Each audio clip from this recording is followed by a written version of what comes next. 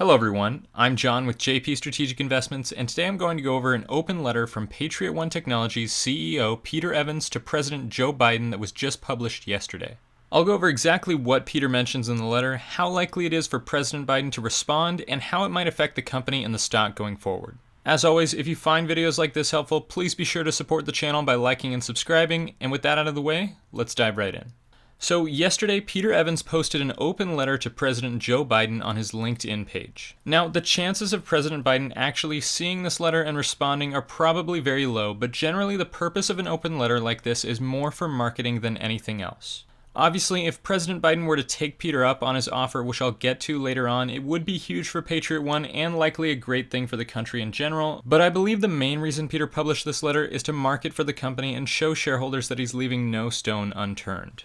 He starts off the letter by addressing Biden's recent executive orders regarding gun laws, and politely points out that while Biden's intentions may be good, the executive orders are mostly a symbolic reaction to gun violence rather than an effective solution. He then goes on to explain that there is an effective solution that can be implemented right now, and while he doesn't mention it explicitly, we all know that the solution that he is referring to is Patriot One Technologies. The only thing stopping this technology from curbing gun violence, Peter argues, is the adoption of the technology. He then goes on to propose that the US government could incentivize the adoption of gun detection technology like that of Patriot One through tax incentives in a very similar way that they did for solar energy. And to drive this point home, he points out that if the grocery store in Boulder had had this technology installed, it would have been able to detect the weapon when the shooter was getting out of his car in the parking lot and automatically lock down the building and alert law enforcement and emergency personnel.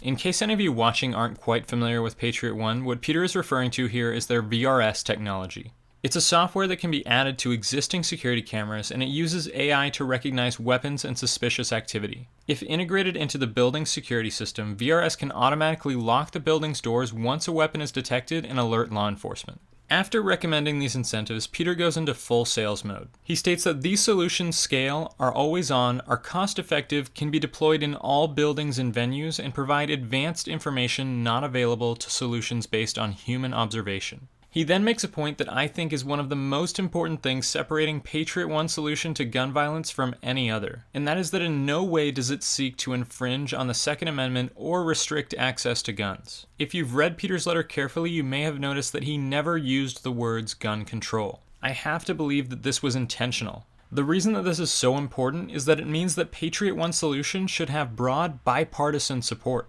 Peter is basically giving Biden a toss-up here. He drives this point home by saying, after a detailed analysis of the tragic and unfortunate incidents in Boulder, Indianapolis, and other locations over the past few months, I can say with a heavy heart that all of them could have been made less severe or prevented altogether if the locations where they occurred had early warning systems from modern gun and threat detection technology. You, sir, he says to President Biden, could be the president whose legacy includes elimination of tragic shootings. Obviously, it would be a huge win for Biden if he could get both sides to agree on a gun violence policy that actually worked. That is something that he could definitely lean on when it comes to his record, especially if he is looking for re-election. Peter closes the letter by saying that he would be very interested in scheduling a meeting with Biden to discuss things further. Now, obviously, as I mentioned, the chances of Biden actually seeing this letter are slim. It is of course possible, and it doesn't hurt to forward this letter to Biden or any other US government officials. Even if Biden doesn't see this letter though, it's a great marketing move on Peter's part. The letter will likely be seen by other government officials and companies that could be interested in Patriot One's products. I hope you found this analysis helpful, and if you did, please consider liking and subscribing. Other than that, see you next time and have a great day.